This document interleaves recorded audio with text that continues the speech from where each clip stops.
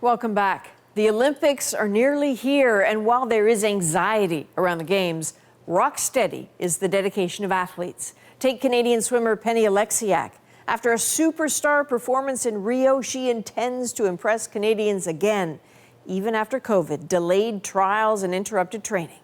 I sat down with Penny to talk about preparing through a pandemic and how on earth she can possibly top her stunning performance from last time. Penny Oleksiak. Penny Oleksiak's first major international swim meet happened to be the 2016 Rio Olympics, and she ruled Rio. Canada in third with Penny Oleksiak. Penny Oleksiak, silver medal. That's incredible, 16-year-old. Canada's going to medal in this. Becoming Canada's youngest Olympic champion, winning more medals in one Summer Games than any other Canadian ever, all just after turning 16 years old. Brazil must have seemed a blur to the Toronto teenager who swears she didn't go to the Games with big expectations. Honestly, the last 15 meters, I put my head down and I bit my lip and I was just going as hard as I could. But she became such a household name so fast. There was, it seemed, a national campaign to have her named the country's flag bearer at the closing ceremony. Imagine that on your resume before you even have your driver's license. Imagine life after. Penny Oleksiak and I sat down virtually to talk of pressure and performance. How are you feeling? Like, what is today like for you? Today, it's rainy in Toronto. All I want to do is like sleep all day. But no, overall, I'm feeling pretty good. Like I have been for the last little while. I think I've finally come out the other end of stressing about the Olympics and stressing about everything. What was happening? After 2016, there was a lot of pressure on every meet I went to. I was expected to win. Every race I did, I had to win. It kind of felt like people were always watching me and I always had to be the best. And no matter what I did, it wasn't good enough for myself, really. And like, I thought it wasn't good enough for other people, even though I was told otherwise. But like, mentally, my brain was kind of just in that mindset of like, you have to win. And if you don't win, you've lost, you're a loser, you're never going to be good again at what you do, you know? And it was something that I was like suppressing for a while. When you're in the middle of something like that, it must feel like a storm.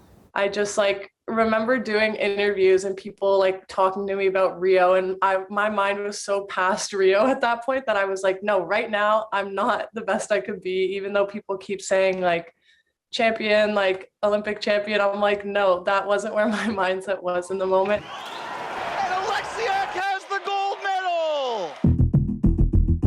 It was a whirlwind after the Olympics. Sponsors everywhere, appearances all the time. Growing up with a brother in the NHL, she knew all about the spotlight, but the toll of everything crept up. She pulled out of the 2018 Pan-Pacific Championships, still smiling for fans, but struggling terribly inside.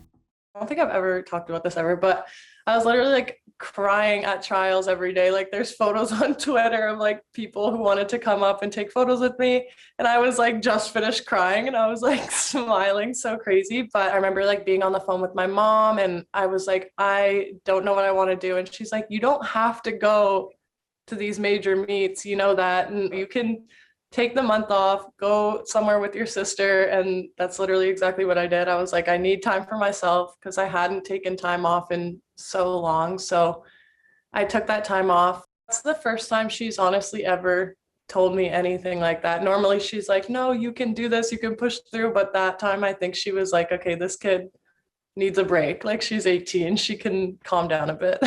Yeah, you might have scared her a little bit, eh? Yeah, seriously.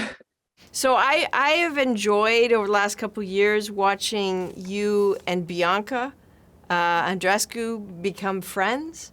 And I like, how important is that to you? Honestly, I didn't expect us to connect really like we did, and she would say the same, I think. Initially, it almost felt like it was a forced connection, like, okay, we have to hang out because we are who we are. Penny Oleksiak and tennis superstar Bianca Andreescu were introduced to each other in late 2019. Hey, Bianca! Hey! Two teenage champions, They started making appearances together, including on then Raptor Serge Ibaka's cooking show.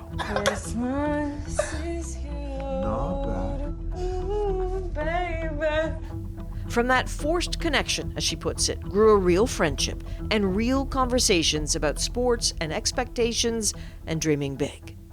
She would come to my apartment like every day to hang out and everything. And it's just super nice to have someone I can totally relate to you, and you can just go to them and talk to them about something like media or fans or pressures or things like that. And they'll automatically understand you, and you'll just be like, yeah, no, I totally get that. I've been there.